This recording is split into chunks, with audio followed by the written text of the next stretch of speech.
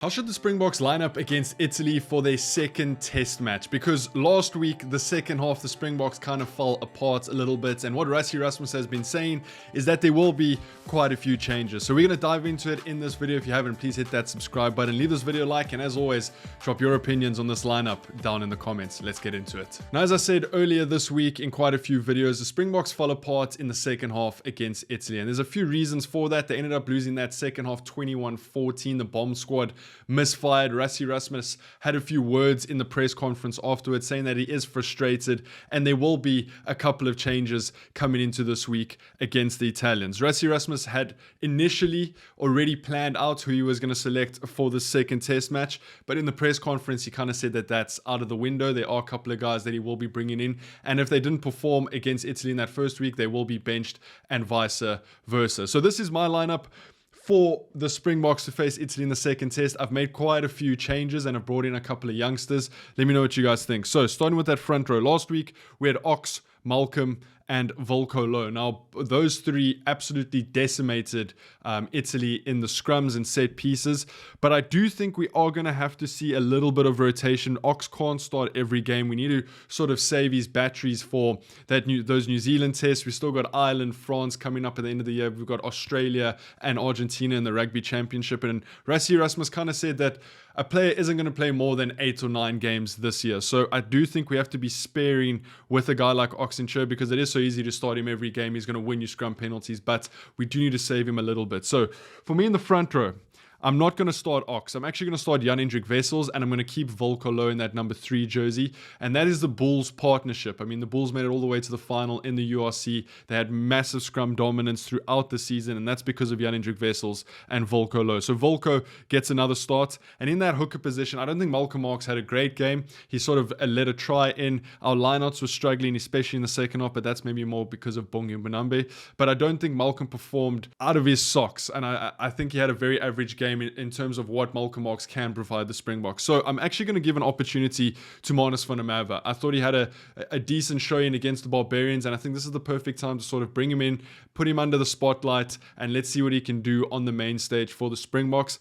Malcolm will be coming off of the bench for me, and I don't think we can start Bongi just because of the game that he did have last week against Italy. So my front row is Jan-Hendrik Wessels, Manus van der Merwe, and Volko Low. Now, into the lock department.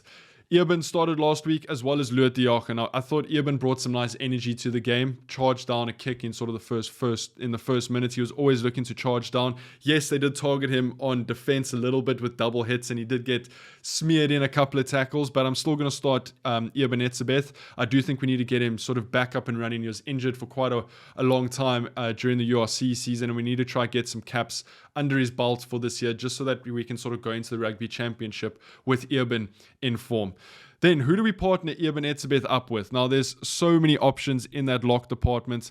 Do you start Loert de Jager again? Archie Snyman, Jean Klein is injured at the moment, Salman Murat, Ruan Nokia, Franco Mostert. Now, I do think this is again another opportunity to give someone a cap and test them against this Italian outfit who is going to test us. I mean, Italy's going to take a lot of confidence out of that first test match against the Springboks.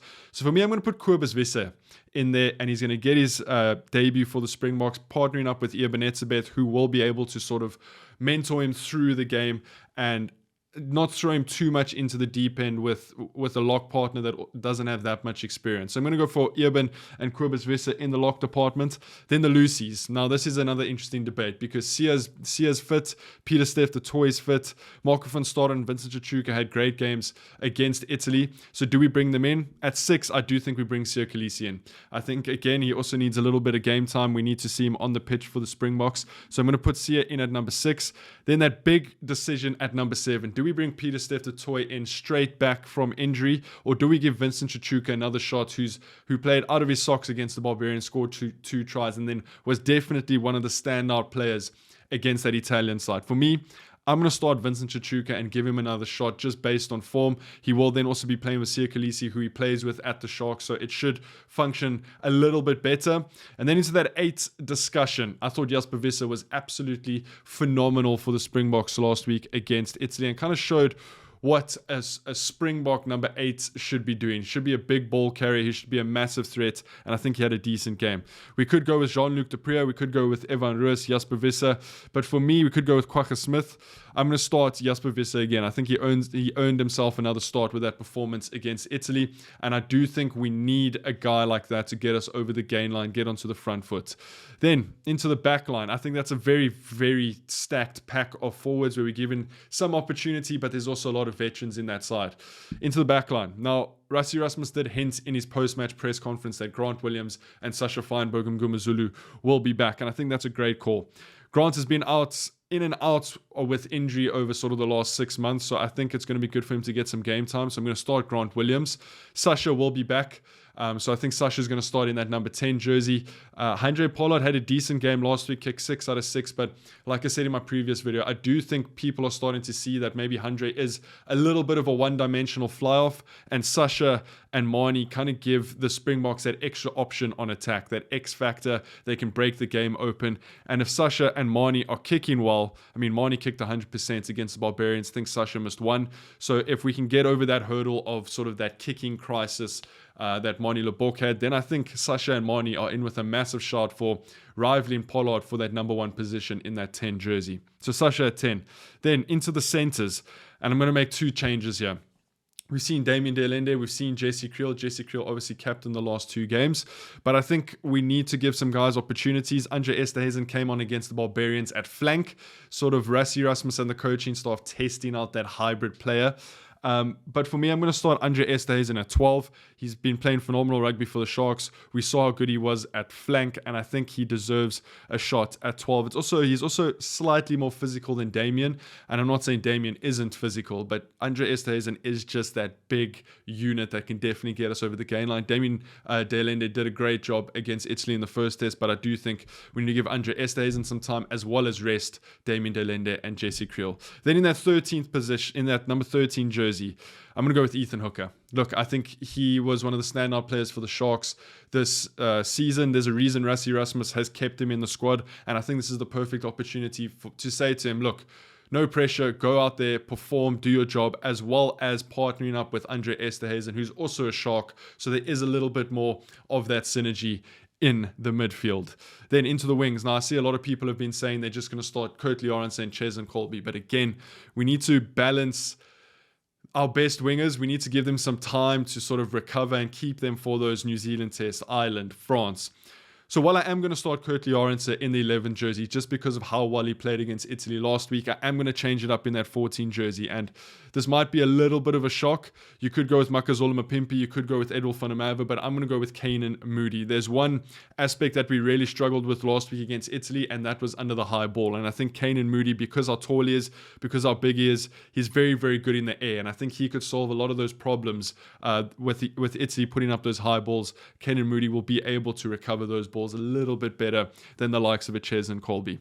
Then the 15 jersey. Now, this has also been a massive debate because Damien Willemse played last week. I've seen mixed reviews. I thought he had a good game. Some people were saying that he wasn't passing the ball at nearly as much as he should have.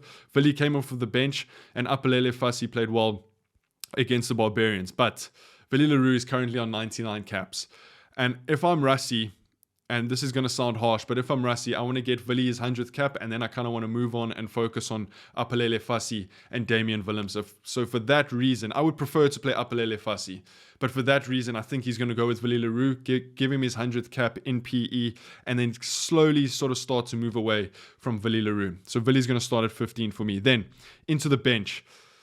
Started replacement hooker, I've already said, Malcolm Marx. I'm then going to pair him up with Thomas Totoy and Asenati Nhlabakanye in those lock positions. Now, say what you will, but the bomb squad didn't come on and deliver last week, so we need to switch that up a bit. And I think Thomas Totoy and Asenati Nhlabakanye will give you that impact. I'm going to keep RG Snyman as the replacement lock. I think he's world class. He maybe just didn't have enough ball last week. And then for the last 2 Lucies, I'm going to bring in Pieter-Steph du Toit back from injury, give him about 20-30 minutes, and Kwagga Smith is always going to be on that bench for impact for me. The final 2 players, I'm going with a 6-2 bench split. I'm going to go with Kobus Reinach and Marnie Lebok as our replacement backline players.